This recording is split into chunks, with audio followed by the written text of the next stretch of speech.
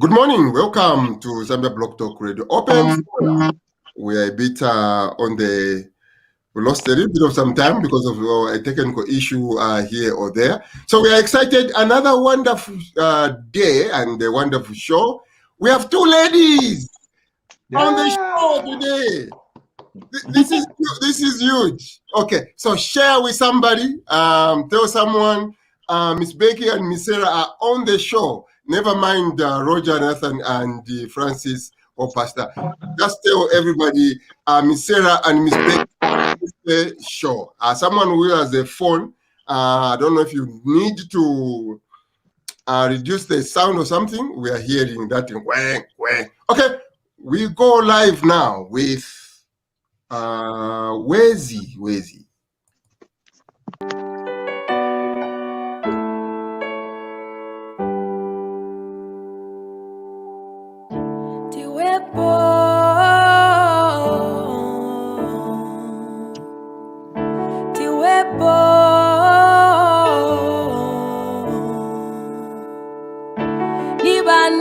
Kukuja nivani ya kuvalika nsapato kumendo nivani ya kupa mutenge wa ng'anda ulala pani auso alikuni mwana wa mama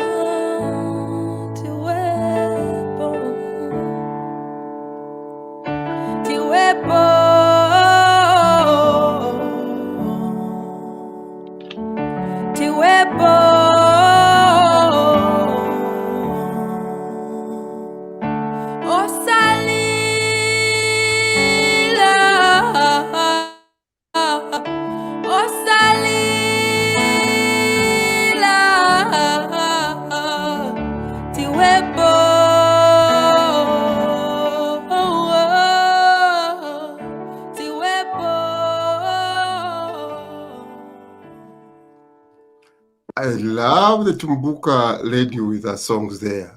Solemn song, but we are happy people. Welcome, and today we have my brother Francis leading the way. Over to you in Orlando, Florida. Thank you so much, Mr. Roger. Good morning, good afternoon, good evening, depending on where you're getting us from. My name is Francis Kombe, live from Orlando, Florida, City Beautiful. Welcome to Zambia Block Talk Radio, your #1 talk show. If it's Sunday, you want to tune into Zambia Block Talk Radio because this is where we get the great nuggets. Bankama, thank you so much. That was a wonderful program, wonderful interview you had. Are you bringing that man back again? When they do the Western Province Expo, I'll bring him back. Wonderful. Thank you so much. I just want to say welcome to all everyone on the panel. I have people from all over the country and all over the world today representing. Thank you so much, Miss Becky. I see you. Bakasonso, Pastor Alan, my brother in England. Welcome. Welcome. Thank you. All right, we're just going to go straight to our program. We had the Zambian president come back from a very important summit, the COP26 summit in Scotland. I'm going to go straight to you, Becky. What do you think the president is doing? Why is he attending all these summits? And I like the emphasis that he puts. When today he was interviewed on the tarmac at the airport, and he said, we attended the great summit and the side trade investment meetings. He loves that part, and I specifically love that. What do you think the president is trying to do? Thank you very much, Francis. Hello, everyone. Yeah, so I'm very, very happy that the president attended the COP26. I'm actually a climate change activist. I've attended a lot of conferences on climate change all over the world. And at one time, I actually even chaired the SADC journalism committee or something like that. Yeah, because I mean, some people don't take climate change seriously. It may not look, serious now, but in due course, all of us are going to be feeling the effects. Already, I was talking to somebody yesterday, and I was telling, they were asking me why the president is attending the climate change conference. So I was asking them, I said, do you see snow on Mount Kilimanjaro anymore? Where do you think that snow has gone to? All these are issues of climate change and all that. And so I think the president went there to, not only to acquaint himself on issues of climate change, he went there also to, engage with a lot of very, very important people on, various ways of improving the economy. I know he went to the London Metal Exchange. I've been busy this past week. I didn't really follow everything. And I know I even actually missed I've just seen, I do not know exactly what went on, what people were asking him today when he arrived from the summit. But I've seen a lot of, complaints from some people saying the president was attacked over Zesco. Yeah, but I didn't really see that. Yeah. So going back to the president attending COP26, I think it was also a very good conference for him to network, get to know the other leaders that he didn't meet when he went to the UN summit. Yeah, and just basically to show that Zambia is Zambia is serious about climate change. I think that's the most important thing, that the reason that he went to attend this summit. Yeah. Thank you so much, Ms. Becky. Why do you think the president had to attend this conference? I know you were there meeting the president, and I was a little bit jealous. So why do you think he attended the conference? Why is climate change talks? Why are they important to Zambia today? Good afternoon, everybody there. Nice to see everybody. Yeah, the climate meeting. Well, he had to attend that one. Obviously, as you know, he has. I think let's start by saying it was a very successful meeting. I mean, this president is like, I've never seen. I don't know which Zambian president is as hardworking as this man. It was just difficult to catch up with him. I mean, he was just visiting. Some of us will suffer from jet lag or some tiredness of some sort. This man had meetings after meetings. I mean, I'm gobsmacked. I'm still discombobulated and how much energy he has. That zeal, zest. He attended so many. Okay, he attended that climate change. Okay, let's for all. Frankly speaking, Africa, we are not big contributors to the polluting thing. The big countries like China, Russia, UK, USA, actually USA, those are the big culprits. I don't know why they bring it's just for political, I mean, but he attended mostly because it's for economic reasons. His agenda is based on economics. That's why he set up the Ministry of SMEs and the green economy and all those kind of things, because we need we need such new innovations coming in. And at the meeting we had also ran into Professor Chirwa, who is starting an electrical cars manufacturing company in Kapiriposhi. I haven't seen Mr. Chirwa, Professor Chirwa, for a while now, but he's a very good friend. I mean, one of my mentors and things like that. And to see him exchanging with the president and how he wants to revamp his factory in Kapiriposhi, and also the Kapiriposhi was the Minister of Foreign Affairs, Kakubo was there, Honorable Kakubo was there. So it was a very revitalized kind of new, this government, the way, okay, you might say some people surrounding are not really, I mean, we are sort of working on the European country, but the president is, my God, he's on another level. To be very frank with you, that man was ahead. He's a bit ahead of Zambia, and we need to catch up. All of us need to catch up with him. Otherwise, He's a visionary leader, and his home is in the future. And the green climate meeting he had to attend, and it was very good.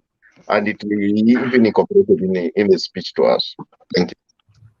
Pastor Nkama, being from the Copper Belt, you grew up in the belt.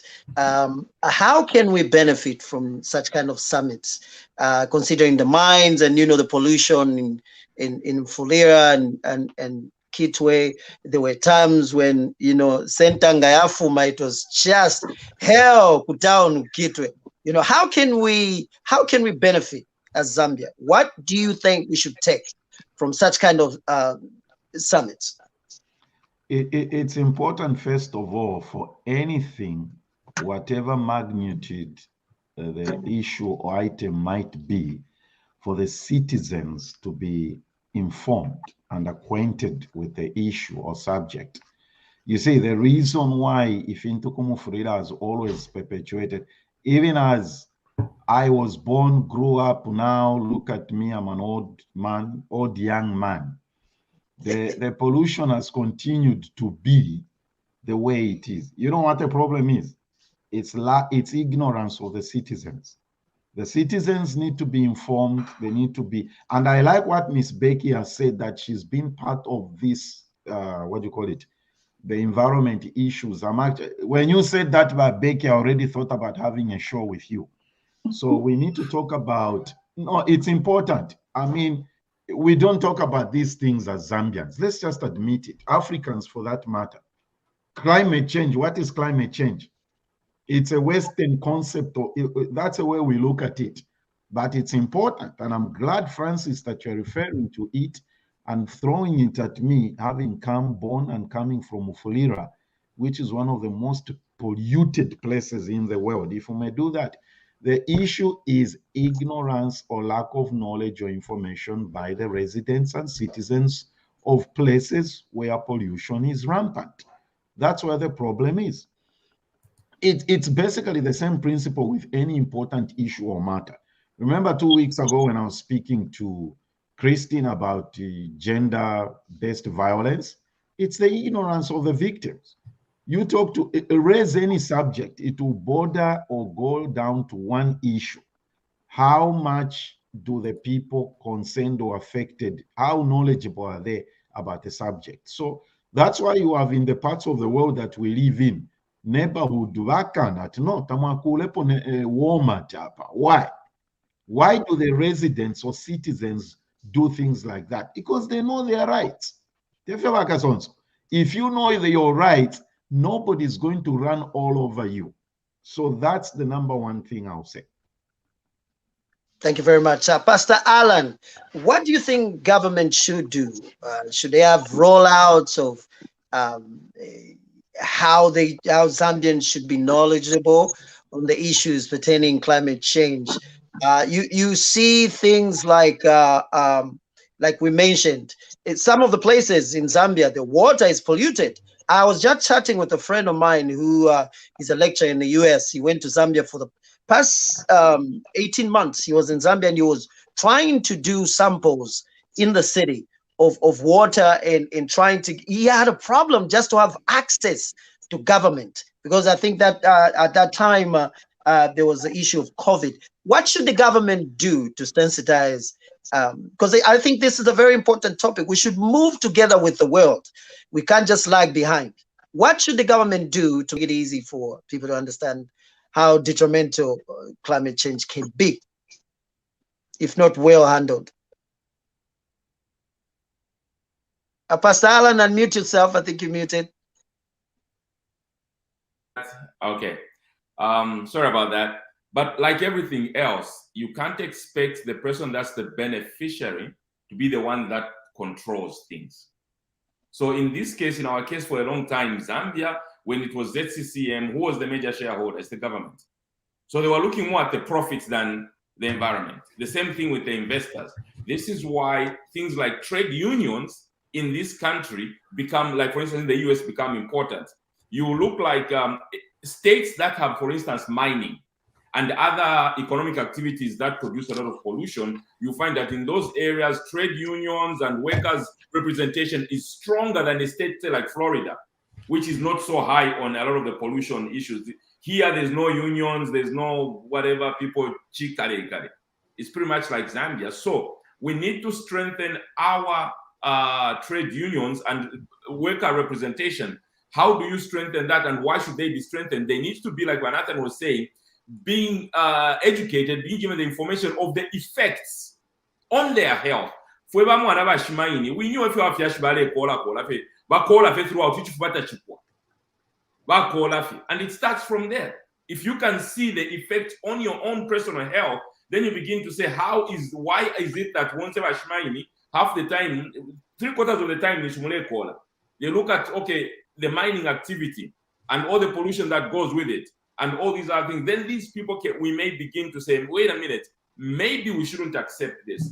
But to leave it to the miners themselves to, on their own, decide that we are going to curb pollution is wishful thinking, because curbing pollution takes away from their profits. Any person that's in business, you want to maximize on your profit at all costs. So that is why the issue of climate control, making sure that we do business in an environmentally friendly way, is secondary to any of the manufacturers until they begin to feel pressure from the workers, from the workers, the employees themselves, and then the residents of that location where you are. If you are in Chingola, the Chingola residents, whether I'm a mine, I work for the mines or not, the effect of pollution is going to affect me and my children. And so, and then from that pressure, now they can, the locals in Chingola can now put pressure on the Ministry of Mines, the Ministry of the Environment, on the national leadership.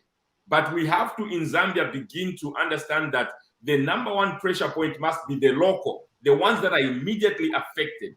Because right now, I can't feel more for you when you are sick in bed and I'm healthy. I don't feel as much pain as you. But as long as the ones who are directly affected, just like you, as long as we get paid our salary, it will be lip service and not too much. But the pressure point starts with the workers, and then it goes all the way out. And we must educate the workers that the effect is this. Thank you very much, Makason. So Alan brings up a very important point: regulation. Now, speaking of regulation, what do you think the government should do, or what should Parliament enact to help us curb climate change? For instance, I'll give you an example. Just the issue of garbage collection, recycling in Zambia, in Lusaka, is a big problem. Why do you think that is? Do you think government is shining more light on it, or they're just overlooking this issue? Yeah, thank you, Mr. Kombe. And good morning to everyone on the panel. Yeah, okay, as you can probably tell, I'm half asleep. These days I work very late on Fridays, so I end up being sleepy on Saturday morning, but I will go back to my old schedule and be a little bit more functional. First of all, what the government is doing. This government clearly is proactive. You've seen that the president has introduced a new ministry relating to the environment and green energy. That's what it's all about, is to be able to have a framework and a dedicated government-based, government-level effort at containing effects of climate change and taking care of our environment and other areas of pollution. I believe that one of the things that the president wanted to achieve in London was to go and learn and create connection and understand from his peers what is going on in the world in regards to this matter. And also, it's a good thing to just show face and go to learn about the different institutions that he previously had no access to because he wasn't the president. So I see it as a learning trip and a trip to go and build connections and relationships with peers, and also have maybe a go at some of the critical institutions, to some of the policies that he wants to enact in the country. When it comes to climate change in Zambia and garbage, even here in the United States, you will see that the neighborhoods of rich people are usually cleaner, and the neighborhoods of poor people are dirtier. And that is because of a phrase I heard when I was young, that when poverty strikes, hygiene ipa. So people live with that because it costs money to clean up certain things or to live in a certain level of environment. So dirty environment, lack of clean environment and stuff like that usually goes with the levels of poverty. As the levels of poverty begin to recede, you will have a cleaner country and things like that. For example, even when we talk about air pollution and other things, it's just in recent years. In recent years,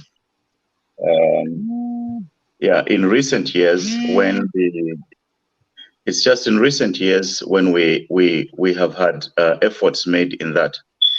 Yes, someone is saying here, please not London, Vakasonso. So yeah, Glasgow, London, to those of us who are out here, they are part of the same places. But anyway, he was also in London. Glasgow is the part of the United Kingdom. It's a city in the United Kingdom, but for the takers, that's exactly what I mean. I mean, just the trip to that Golden Island. He mentioned something. The president said that he went there to reconnect with relationships or with people who he went to school with. He didn't go to school in Glasgow. He went to school in Birmingham. So he was all over the place on the island doing different things. Of course, the conference took place in Glasgow, so I take note of that. So the way I think about this whole thing, Wakombe, is that the initial steps that this administration is taking must give us at least a basic comfort to understand that a framework to take care of these issues are going to come around. When it comes to climate change in Zambia, we see disturbed weather patterns affecting the way we grow crops. So diversification in the agro industry must be emphasized. So on some of those things, so I think let others speak. Oh, thank you very much. Bavimbe, you are very conversant with research, and I liked your area. What do you think are some of the things that the government should look at if we are going to be on the same page with the rest of the world? Thank you very much. Can you hear me? Yes. Okay. Thank you very much, everyone. Good afternoon, good morning. I almost missed it because we changed the clocks here in the UK, so it's an hour ahead. Anyway, when we come to climate change, I think for developing countries or semi-developing countries, we know the biggest polluters that has disturbed the weather patterns and everything are the bigger economies. Well, they are developing. For us, we are getting the effect of climate change in terms of poor crop, floods, lack of electricity. Electricity production will get a problem. But also, it presents us an opportunity. While we need to look at the mitigation, because that's the key, that's the most important thing. We are not going to change much. Even if we reduce whatever we can reduce, there's nothing we're going to change, but we need proper mitigation. For example, we need to start developing technology that can cut down on deforestation, charcoal burning. I would also in Africa, again, we are lucky. Most of our energy is pure green energy via hydro and now solar. Of course, in Zambia, we've got Mamba Corridors, which still uses coal. But I would believe that we need clean technology on that. On the flip side, it is also an opportunity. We are developing. We need to start getting technology that is cleaner now. We are much more green fields. We don't have old polluting technologies, so to speak. So it is actually an opportunity. While the president has gone ahead, is to look at that technology that's very clean. which we can try out in Africa and probably export. The other thing is the people's behaviors is changing. We're now moving into more electric cars, and we need to take advantage of that value chain as well. So that's on the opportunity part of it. But that, to me, I think the biggest is on the mitigation. What are we doing? How are we helping the rural folk? We need to look at agriculture. Is the seed versatile enough to withstand changes in climate change? How do we... Go ahead. Yeah, so how do we help the farmers access that information, that knowledge? I know there's been talk about GMO in Zambia, which has been misunderstood, but that will be one of the key components of how we mitigate against climate change. You had mentioned, Mavimbe, you mentioned regulating, for instance, the Chitemene system, the burning of trees for charcoal. Do you think government should enact law that makes it a felony for somebody to overdo it? Or do you think that is overreaching? It depends. I mean, you know, human behavior is different. You need a stick and a carrot. You cannot stop them burning charcoal when you can't offer them alternatives. That's the I would age with all this CDF coming on board, our universities, our technology company. There are young people who are very innovative. They can come up with efficient cooking systems that would avoid, you know, use of charcoal. I've seen, like in Namibia, Botswana, some students created a laptop that charges the battery, and the bulb is attached to that. When the student goes home, they just switch on the bulb. They don't need to use kerosene, which is polluting. So there are certain things that we can do, small things that we can do as a country to just sensitize our people and offer them alternatives to whatever they've been used to. Thank you very much. If you're getting us live, this is Zambia Blog Talk Radio. We're live on Facebook. Please tag somebody, let them know it's Zambia Blog Talk Radio. We do this every Sunday with the 10 o'clock, every Saturday. I'm sorry, every Saturday. I'm already ahead of the game. Every Saturday at 10 and 11 Eastern US time. But Roger, somebody wanted to come in. I'm sorry, somebody wanted to come in. Yeah, I just before we Roger, just before we gloss over the charcoal issue, I'm personally interested in the charcoal issue because when I went to Zambia in 2019, I realized practically every household uses charcoal in the city. Every household is using charcoal, even state house there's charcoal. Now, how much more the rest of the country? We have to really, that's a very, very important aspect of our energy consumption that we must we attend to, you know, because charcoal comes from trees directly. We are directly cutting down trees. There's got to be not stopping it, but a controlled and sustainable way of being able to replenish the trees and keep the environment going, because people are not going to stop using charcoal. A very good point. Well, Roger, China was missing at the summit. Russia was missing. I'm very much interested in China because these are some of the biggest investors we have in Zambia. What do you think is the government doing to make sure that the Chinese comply with some of these things? Yeah, okay, good question. To someone who wanted to come in, the system is showing we are full. It cannot allow in any more people unless we upgrade. So I'm sorry for that. Sorry.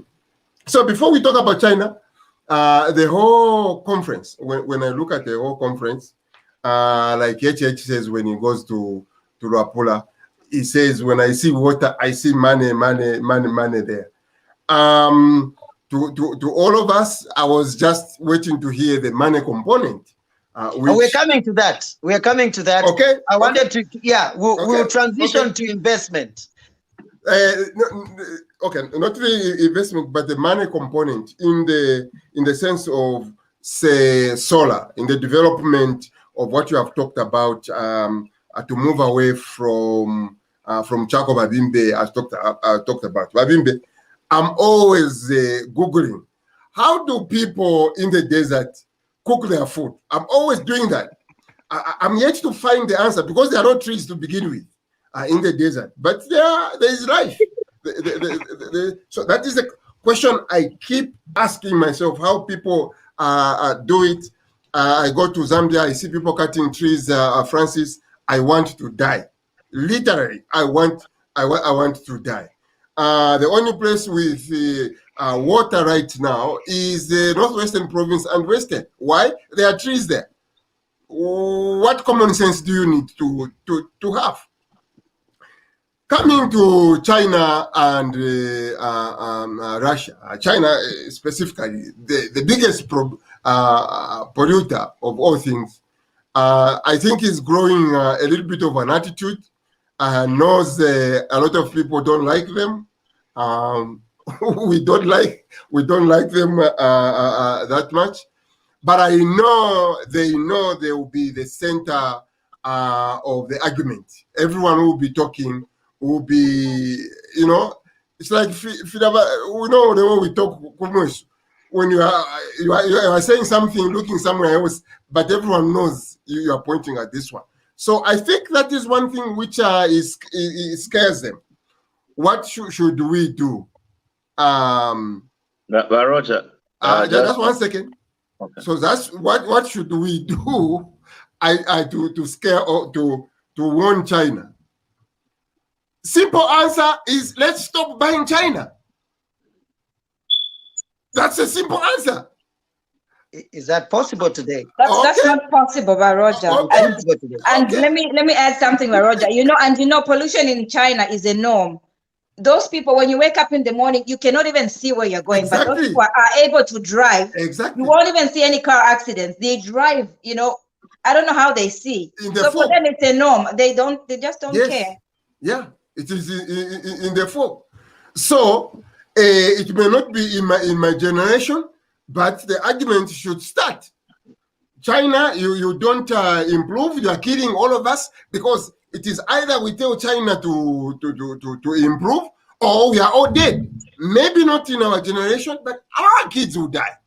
So stopping to buy China may not seem to be possible today. It may be the only option for them to change their behavior. By the way, the person who says here, I have a solution to Chaco problem, but the government does not return my call. That's my friend, Gary Brooks in Vancouver. Do we have any other? I think I saw some other comments by people trying to log in. If you can read them, Roger, real quick, so that we can just expand on them. Yeah, one thing the government can do along other measures is to start collecting data. For example, how many households use Chaco, how many Chaco banners, etc., so that the government will work from informed viewpoint, deciding on pivoting or offering alternatives. Like you actually said, every household, there is ZESCO, what else they can do? There is no ZESCO, what else they can do? Baroja. Yeah. Yes, so it is Wakombe who is the chair in here. Oh, Wakombe. Go ahead, in 20 seconds. In 20 seconds, go ahead. He likes 20 seconds. Not 20 seconds. 10 seconds. Wakamalata has been there since before the founding of the Republic.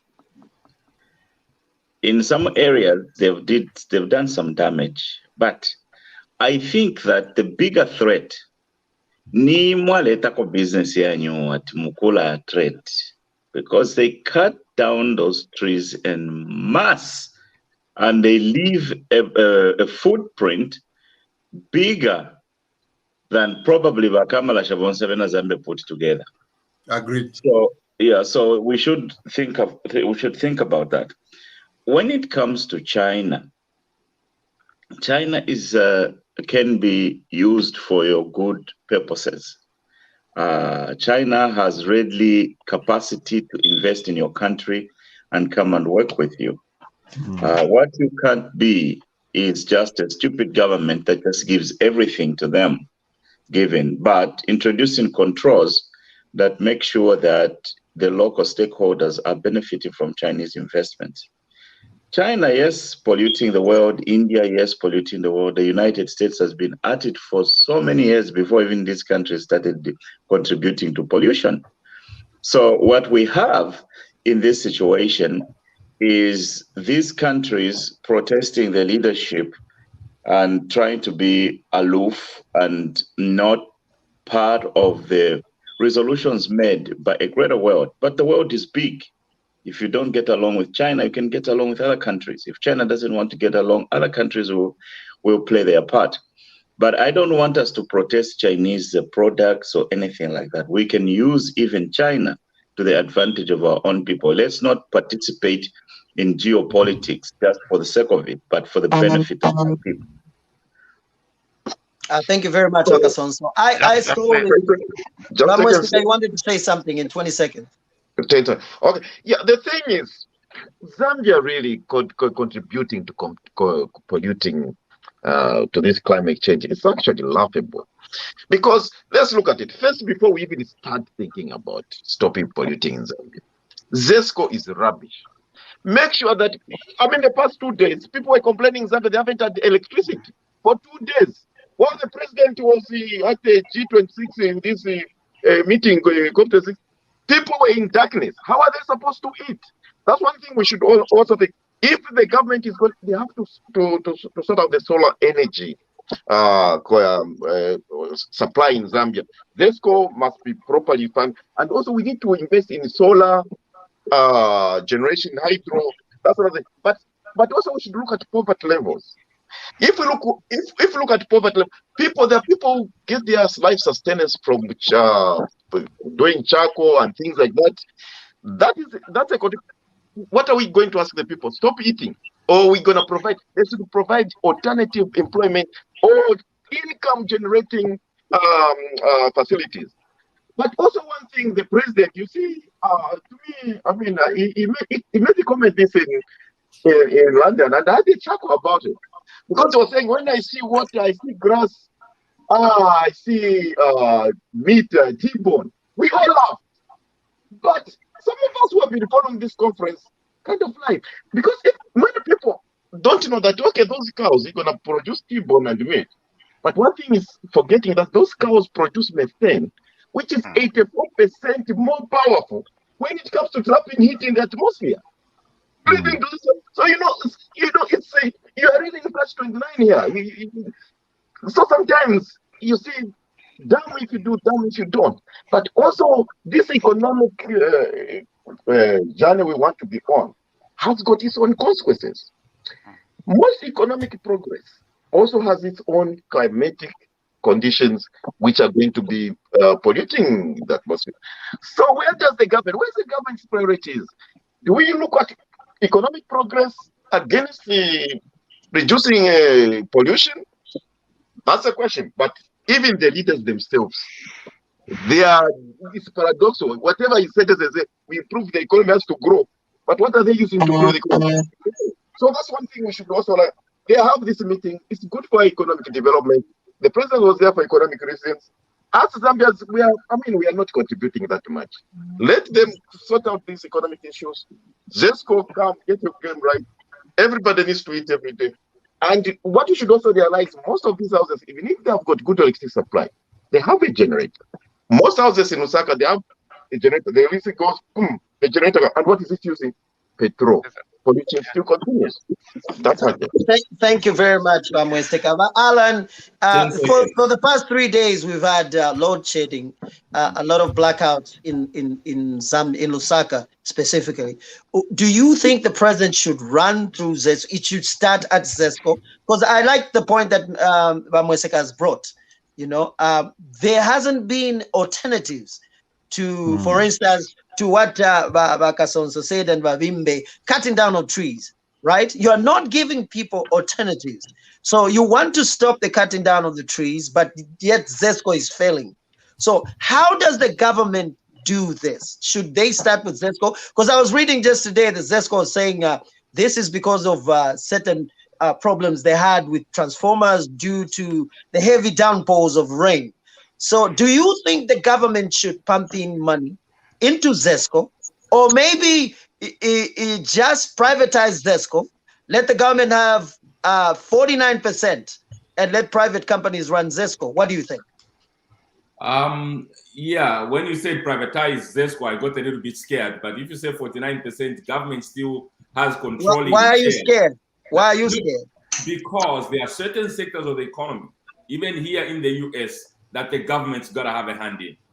But we have in Florida, Mr. Allen, in Florida, we have OUC and other private companies that are running the electricity business. It's not the government. But there are powers that can be invoked by the governor to take control in crisis situations. Any of the companies, the major companies in America, that's why you found under Obama, the car industry was failing. What did the government do? They came in and bailed them out, eventually they went out. So and still gave it back to them. And then bailed them out and then gave it back. Exactly. So can't the government do that in Zambia? So my argument is this. If you do that before instituting those fail switch or prevention of failure, if you don't have a mechanism where the government can come in, if you just hand it to them, like has been in the past, if a disaster happens, the government is powerless because they did not institute. So yes, it can be done, but done properly. My bigger thing is this: even if you put in money, again, if we don't, for instance, I don't think you should put in money to ZESCO. The trouble we have, whenever you are fixing anything, there's got to be a period where you are prepared to go through a painful transitional period. As long as we want to keep living comfortable and improve things, it's going to be a long shot. Because, for instance, ZESCO exports electricity. Why should we go and borrow money to fix ZESCO? What about the money that is generated from the money that ZESCO sells electricity? Let me come in there. Why can't we say we're not giving to Zimbabwe or whoever we are giving electricity? Let us meet the demand in Zambia first. Pastor Mulenga, I like what you're building here, but that also speaks to the point that I brought up. You mentioned ZESCO exporting power, right? And the revenues that are realized are not plowed back in the company. You know why? Because the government is handling that account. Now you have the party that just a minute. You have the party that is in power, have access to that account. The money that comes in, instead of plowing it back into ZESCO, they're using it as a party. So now you have ZESCO funding and a campaign. So we want, if people say, let's stop that by privatizing ZESCO, so that nobody has access to the funds, especially the government. Well, that's but the can you come in on that? Yeah, thank you, Bakombe. I think privatization should be a serious option on the table. But before we even go there, let's look at the operational deficits within ZESCO. It's like mediocrity mu ZESCO yaliba ni normal. If you're load shedding, if you're so me, in my view, I think that before we even go to privatization, let's hire expatriates who run electricity companies here in Western countries to be able to be in lead technical positions. Then we would have more objective recommendations made to the government. And this government that has come, from what we have seen in the past few months, it's a listening one. So they listen. So what I think is that the people who run ZESCO are so accustomed to mediocrity and giving excuses for operational failures. I think that part of the solution would be just for 10 seconds. Just a minute, give him 10 seconds. I also want to come in. Thank you very much. In 10 seconds, so that we have everybody come in. Vavimbe, let me have Vavimbe. Let me hear your take, Vavimbe, on the privatization of ZESCO. On the privatization of ZESCO, I fully want to go fully privatized. I believe privatization is the best. In the UK, if you look at electricity supply, it's done by foreign companies anyway. So what it is, there's been a lot of studies and recommendations on how to run electricity supply chains, but the government has never taken them on. What they need, what they were supposed to do, is to go with the way current modern way of managing electricity is. You separate the three components of the whole value chain: generation, transmission, and the last mile. Then you can create competition within those sectors, provided probably the transmission, because that's heavy, you know, the grid and whatever. That is probably controlled by some semi-government entity. But for the supply to the households, that can be privatized. Every Jim and Jack can do that. Then you can allow people who have solar to be able to feed back into the grid as well. They can earn money, but at the same time, so it needs to be broken down before we start even. That's the whole concept. That's how electricity supply in a lot of countries is done. You cannot have ZESCO do the generation, do the transmission, and do the selling at the same time. There's just so much inefficiency in that system. But Becky, what's your take on it? For me, I'm a bit skeptical about, privatizing ZESCO. I think what ZESCO needs is competition. Just like you said, we have OUC and Duke Energy here. We should just allow for others to come in to the country and set up hydropower stations. And I'll tell you something. I've been to, I think, almost every power station in Zambia. The power stations are in a deplorable state, I tell you. There's no regeneration. I think about 50% of the money that goes back into ZESCO from all these prepaid meters, whatever, it goes to emoluments. So ZESCO doesn't make a profit. And somebody was telling me the other day, ZESCO has, there's mediocrity. ZESCO has no, even, you cannot count those power stations as assets because they're in such a bad state. In fact, somebody was saying Zambia Airways at the time of liquidation had more assets than ZESCO. You can imagine. Ouch. Ouch. Yeah, there's just so much mediocrity. I think ZESCO, the problems that we have at ZESCO are what is it Vavimbe or Alan who was saying, everyone can, go into the coffers of the company, get money, pay people. We have people on payroll that do not even work there. So those are the problems. If we have a good management, at ZESCO, if we stop all this mediocrity, I think ZESCO can function effectively. So what I think is we should just allow for, other private participation in this industry. I think that's going to work. And we also need to support, we have a lot of farmers that have private, their own little small hydropower stations. Why not, increase capacity in those small power stations? I know of a man in Mporokoso, he has a hydropower station in his backyard. He used the diff of the tractor and something else, and he doesn't pay for energy. He can light up his house and the neighbors' houses, so why don't we, help people like that? We had him on the show. That's a great point. In just 10 seconds, I need to push back on the idea of mediocrity of our people. You can't call them mediocre when they've never been allowed to operate professionally.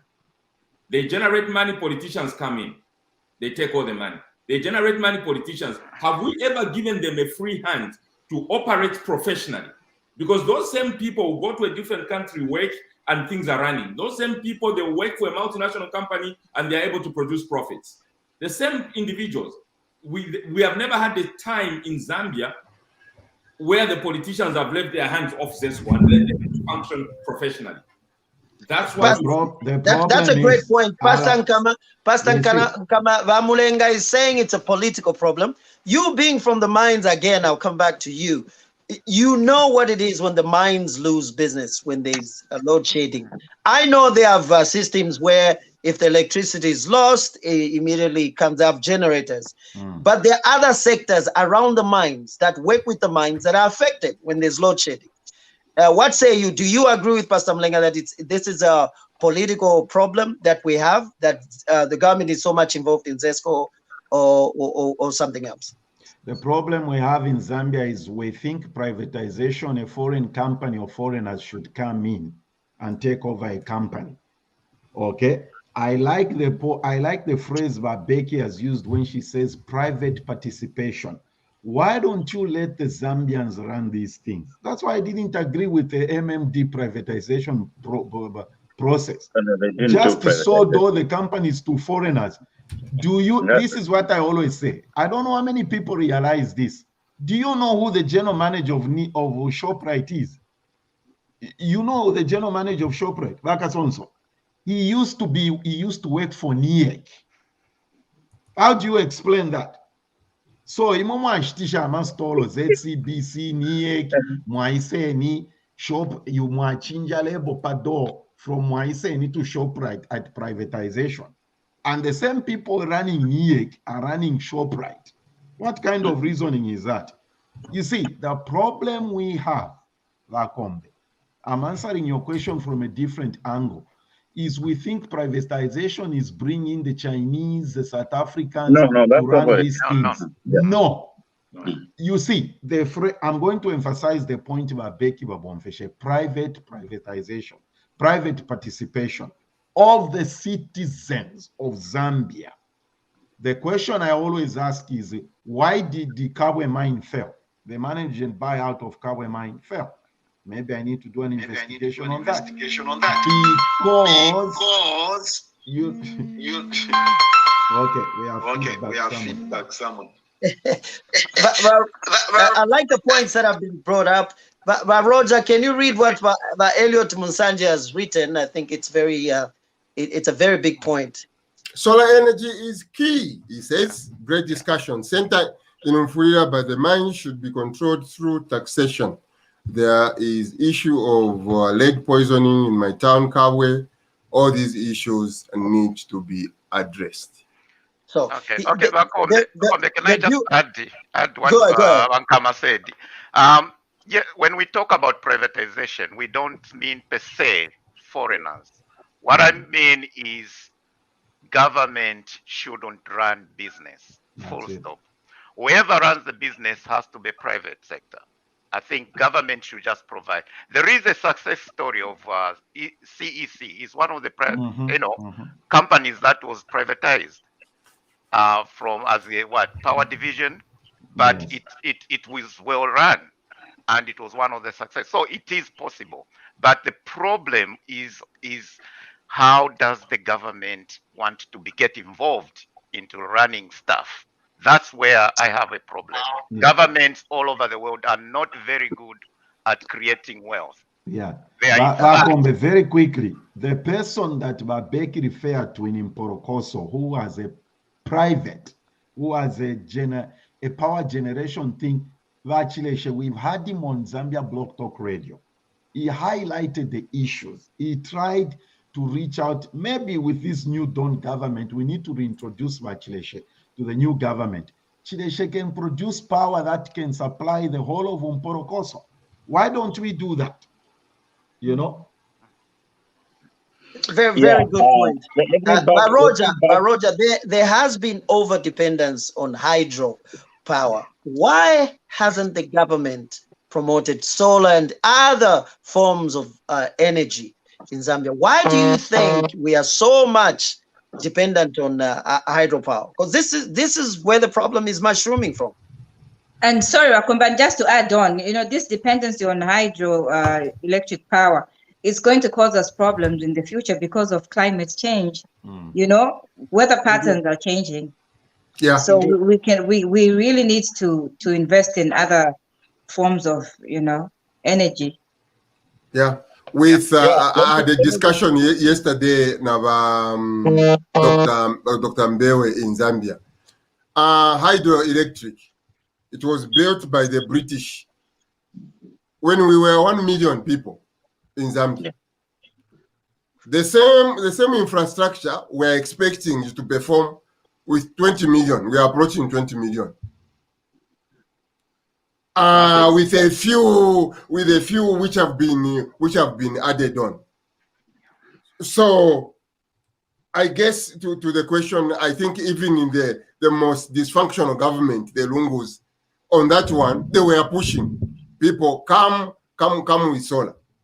What is missing is where an individual like me will go in Zambia and borrow money to start a plant, to put a plant here. The bank, you cannot go there.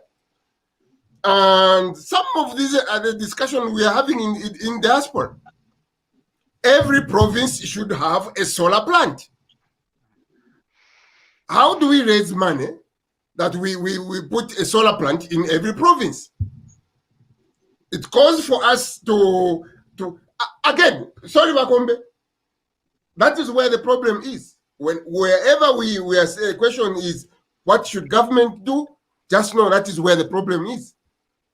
As Americans would say, you are asking an arsonist to help you stop the fire. Not that the government, we don't need them, but as Ronald Reagan said, government is not a solution. Government is a problem. The question is, what should we do?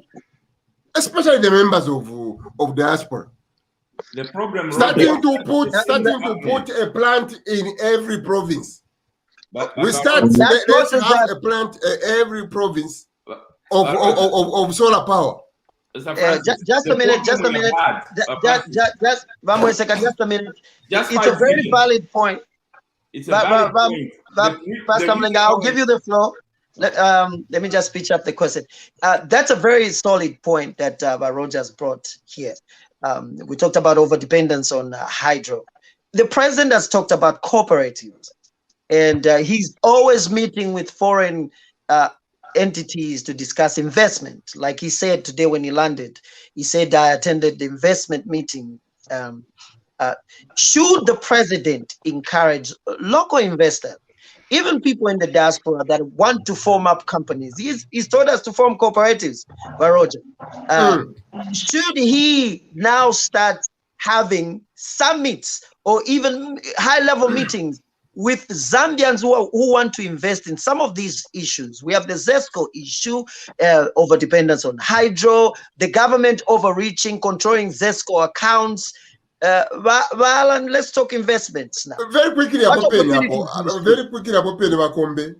know if it was Babimbe who touched on it. So, government works with taxes. I know that one is almost free in Zambia when it comes to that.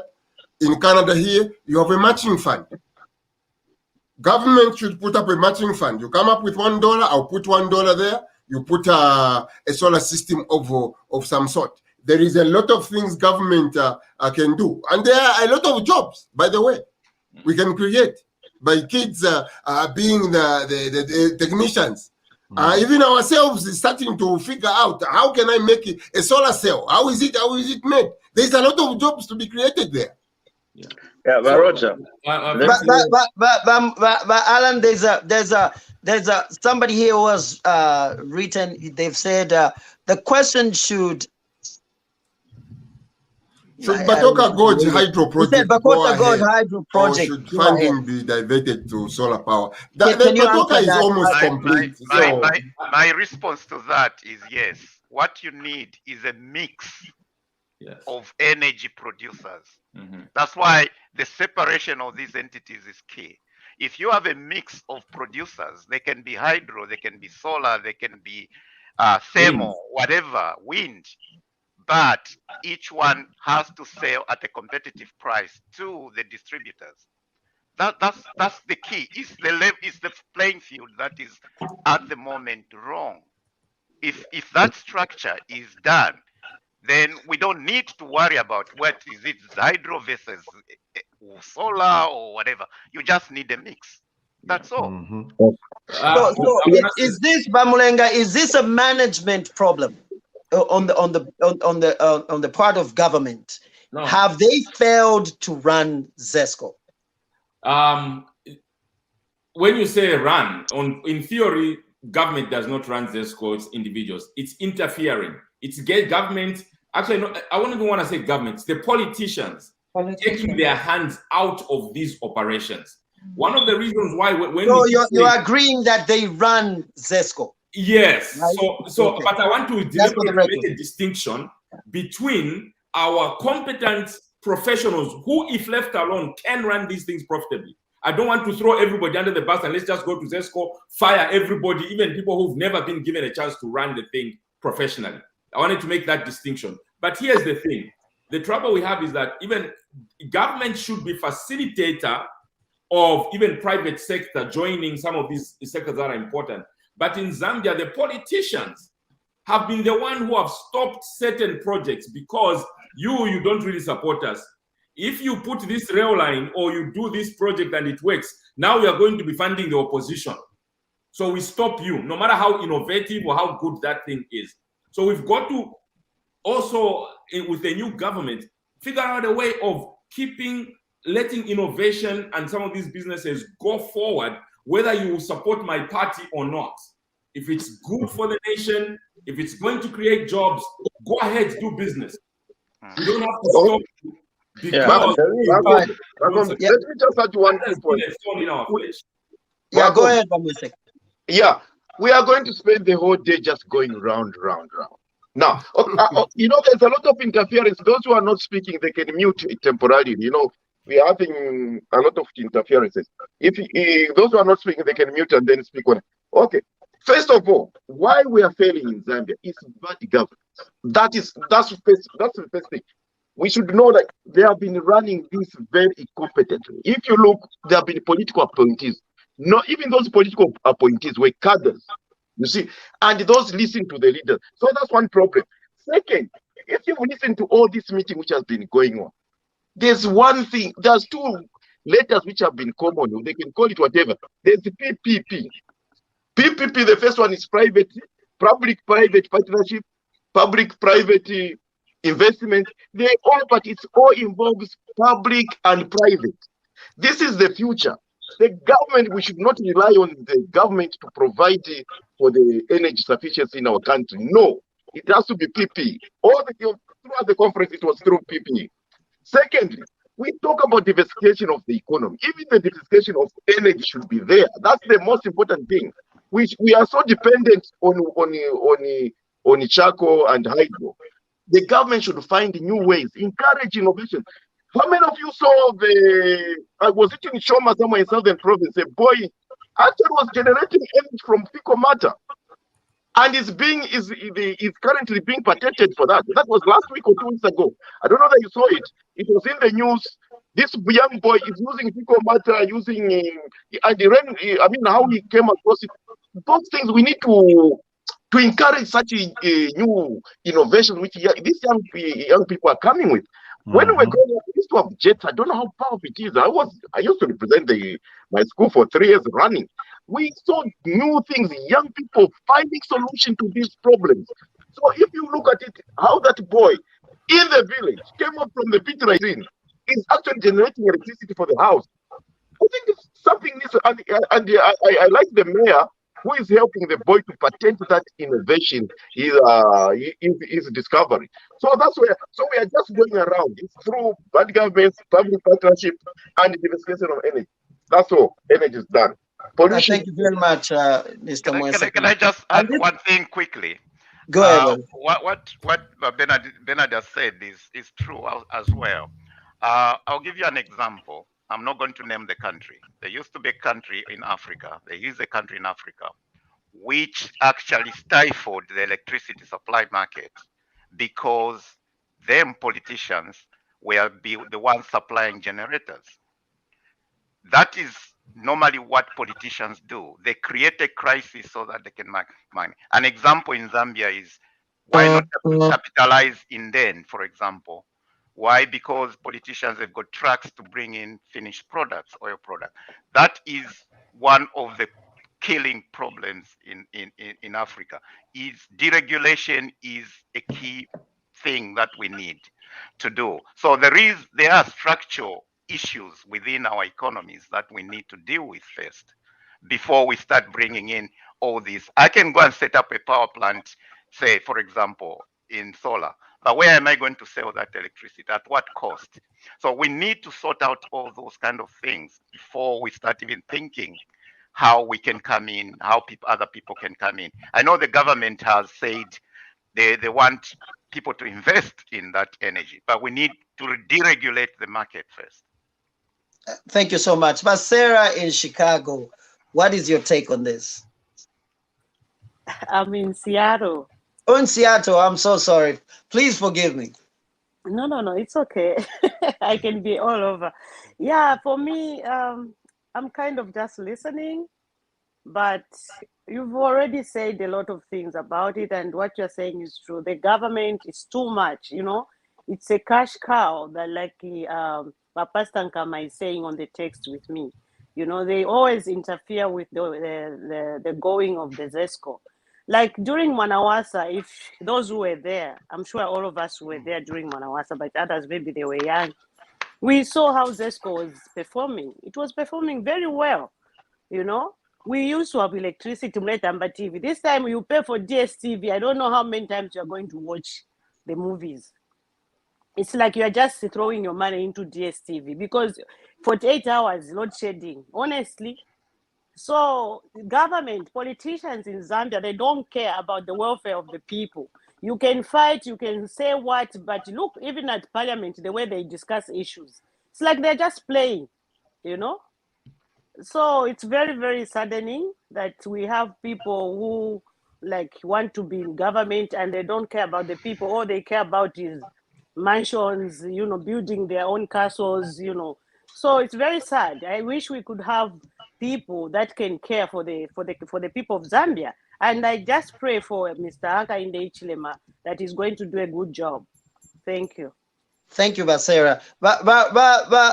Kasonso, we've talked about bad management and why ZESCO is failing. Do you think if we center on separation of power, where the judiciary is stronger, the legislature is stronger, do you think that the introduction of laws in parliament that caps the government, that caps the executive, which is State House in Zambia, to be checked, can help? Because some of these things, whenever, like in Zambia, the system now is whenever State House decides, whatever they decide goes. There are no checks and balances because the legislature is weak, which is parliament. Judiciary is controlled. Do you think the encouragement of separation of powers will help, where the president can decide and parliament just refuse it? What do you think about that route?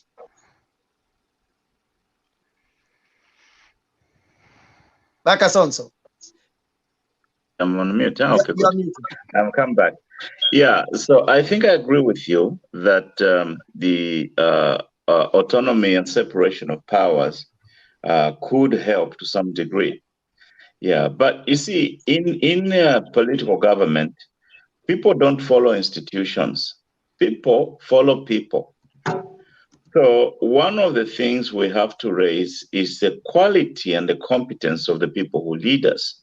Mm-hmm. That is why one of the good services that this nation has done to itself is to look at the competence, the personal success track record, and the character of the person, and then put them as president to replace a previous one who had serious deficits in other areas. Let me give you a practical example. We have zeroed in on the idea that the problems at ZESCO can be attributed to political policies. I agree to some degree with that notion because you heard the PF government tell us load shedding will be the end of a thing by the end of the year. Load shedding will be the end of the thing by the end of the year. They went and borrowed a significant amount of money. And then they put a Chinese company to develop some strategic assets that will end the load shedding.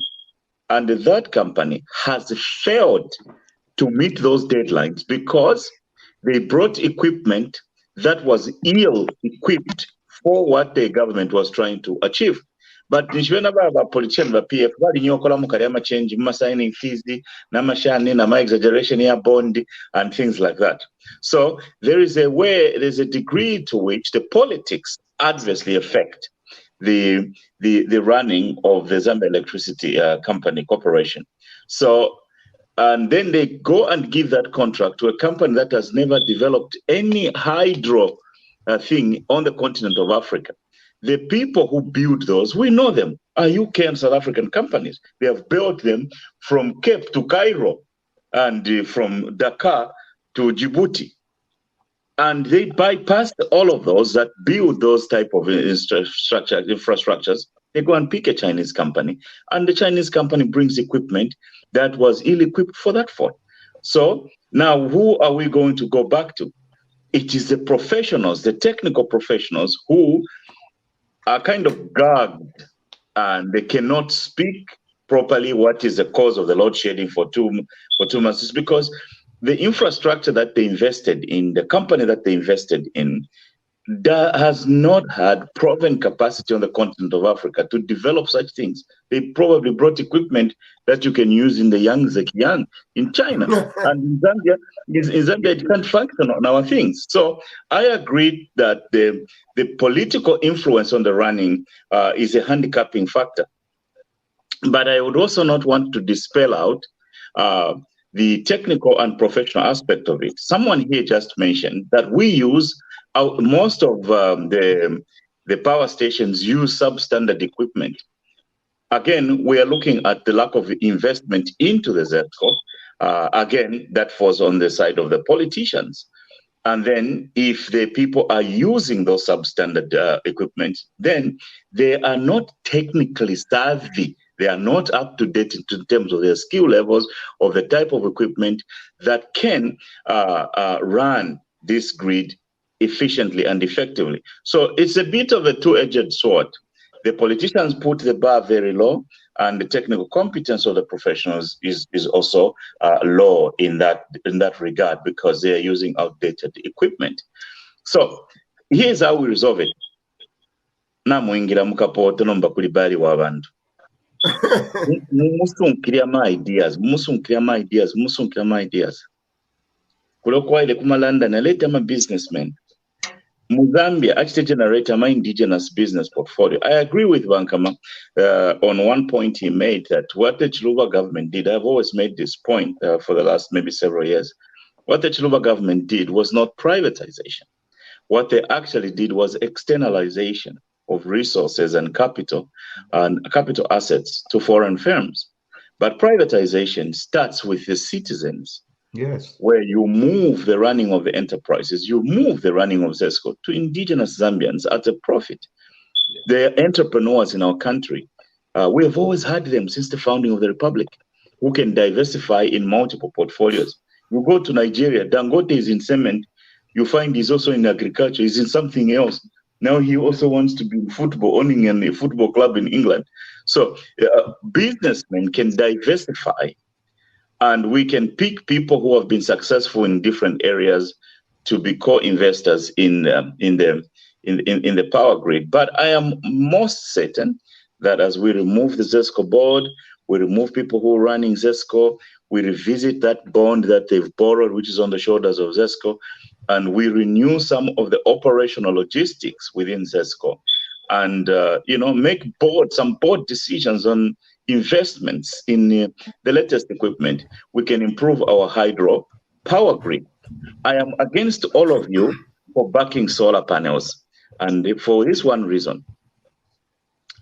All the equipment you use in the solar panels are going to be imported materials. You are checking money out of the country, and you will constantly be doing that. Mm-hmm. And I am for the idea that we invest that money in making ZESCO functional than try to go on a leash with solar panels, everything imported from other countries, and see money going out of the country. Even when you want to fix them, you want to buy spare parts, you are just creating a stream of income going out.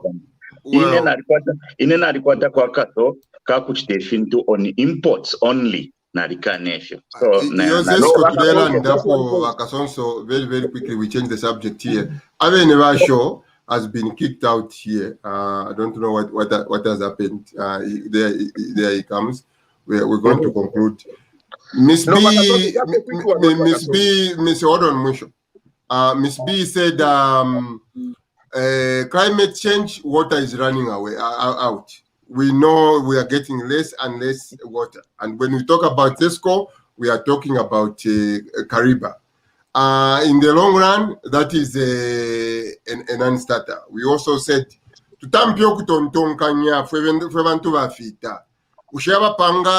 people who make solar panels, what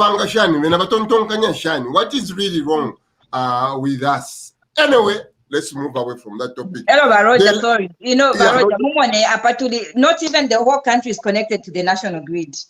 You know, they Exactly. are power only during the day. Babopema generator, which Exactly.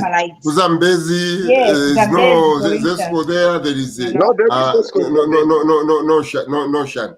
But there is this there is Zesco in Zambezi. just a big There's point Zesco in of- Zambezi. Hold on, Misho. We have only 10 minutes. The owner of the show is out here. I had a picture here which I could have shared. He started with the idea of Bali in the UK and what he is telling those things. Mweseka, you were there. I don't know if you people can make it nice and short. So this picture is telling the people what is he telling those people. One of the things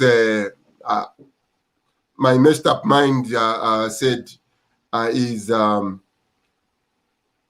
Zambia is for real. Zambia is back. If you are really thinking of a place where you can create a platform, think Zambia. So what should we expect in the days to come with that kind of message he's giving them? Are they, when Wazungus believing us, believing him? Should we expect much more to come from these trips? You are there in London, Vakasos, Vamwesek. Okay. Yes. To be very frank with you, actually, Zambia is back, and we are in the league now. We are at the table. Before, we have to look at past presidents, the performances, how they have conducted themselves, which people have they made, what red carpet have they laid for them.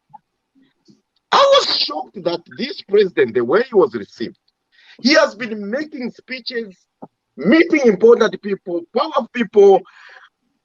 I'm telling you, I'm up to now. I'm still recovering from the visit, but I was saying he has been. We are going to see a lot of investment. We are going to see. Mavimbe, as Mweseka continues to recover, I think we have talked about this. No, he's the best president we've ever had. I agree. We never saw Lungu invited to any event in 6 years. He's never come to London. He's never come. He came to Dublin. How Mavimbe? I've even forgotten my question. The British embassy. So we see our president is going for. Remember, Mavimbe, what we talked about on this show when HH went to the UK, to the US. You know, World Bank. They were embracing him with both hands. He goes to the IMF, to the State House. Now look at what the British have done, Mavimbe. The new kid on the block. It is quite good. I think in the way I'm trying to look at it also, it's obviously it's a charm offensive. Look, we've been doing things badly. You never trusted us. Here we are. Please trust us. We owe you money. We are going to pay that money back. We're not going to run away. That's one thing. But on the geopolitical part, I see a situation where he's trying, probably, that's my thinking, to tell China that no more hiding of things. I wanted to come to that. Look at the way I've got now new friends. We need to be transparent. So if you want to deal with us now, we need to open up all those loans that you are giving us. Tell us more. We need to do that. When we try to give up to take something from you, it has to be on our a win-win situation, not the way it was. And to what I've heard also is that there will be a very big conference where China every year invites African presidents. But from what I gather, I don't know how true is that HH has been asked to present there, but he's decided to do it virtually. So if that's Okay. true, then it tells you something. He's trying to play both sides for the benefit of Zambia. That's the way I'm looking at it. Wow, Wakasonso, then Alan, and that was going to be my question actually. How mad is making the Chinese? Even in his comments, when you hear the comments he was making, Nathan, he said, Yeah. we are going to play it, this one, and then at the bottom was China. How mad, very, very quickly, we have no time, how mad is he making the Chinese? No, they can be mad all they want, but China is a stakeholder in Zambia. They just need to change their style. You know, we are, for those of us who watch the numbers, we are aware that the Chinese, what they used to do with Venalungu, and I challenge anyone to come out from there and dispute this. Kuti vamikongwesha 1,000 kwacha. First Venalungu vatwala ka project ka 500 kwacha. Ero nomba vakachita exaggerate to 1,000 kwacha. Yesha pa mulu palia. Bachina valia mu 40 Venalungu vapera ko 10. But Muzambe na mulembe nkongolele mu mchitentwana. So what is needed is for those bonds, yes, to be taken on like that, but to be audited on the proceeds of the money. So now the Chinese, they don't like that, because once those things come out, then China is also part of the World Bank, mind you. Not what in much from World Bank, but my Chinese companies ever they cool if into if you are Pankong World Bank. If you Zambia, Balan, 20 seconds, Miss B, 20 seconds, Miss Sarah, 20 seconds, and then we end. And no wonder he wants to go virtual. To me, I agree with it. For his security, Nathan. I'm not sure that the Chinese are really liking. So I would say going virtual is the safest. Our leader can. So, ultima 20 seconds. Ultima 20 seconds. Wachadi, Miss B, Nathan, Basera. Okay. You're not going to tackle China around us are dealing with China in Africa, and then you alone, Zambia, you stand up. The way how Zambia, Africa deals with China is the same way we do with the rest of the world. If we can come together as a bloc, our voice will be more powerful than just one country saying no to China. The rest are with China. That's a good point. That's a good point. Miss B. I'll close by saying we just need to invest in new forms of energy. Yeah. Mm-hmm. I like that. Yeah. I like that. Miss Sarah? Yeah. Yeah, for me, I don't even have anything to say. You do have something to say. Oh, yeah. I can just concur with the other speaker who spoke before, Becky, that we cannot do away with China. We are still with them, except that Lungu used China differently, you know, but we are going to do a better job with them. But I'm sure, in my own thinking, the Chinese are not very happy. That's what the way I'm thinking. Nathan, close for us. 20 to 30% direct foreign investment, and the rest of it, 70 to 80%, empower the citizens. Stop this thing of selling the country and country assets at the privatization needs to stop. Zambians are capable. The people who manage the mines were Zambians. I don't even know why we bring in foreign coaches to coach the national team. Exactly. Yeah, that's true. We produce all these engineers, and yet we cannot sit down and create a solar panel. There's just something definitely wrong. See you next week, Miss B. Don't go away. Miss Sarah, please, you are always our guest here. Let's make it fun. Every week, we are here on Saturday. If it is Saturday, Zambia Block Talk Radio is live. So before you exit, Wezi closes the show, and then you exit. That's where we have one orderly way to exit.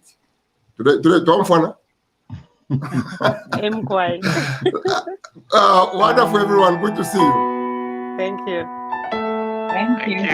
Thank you.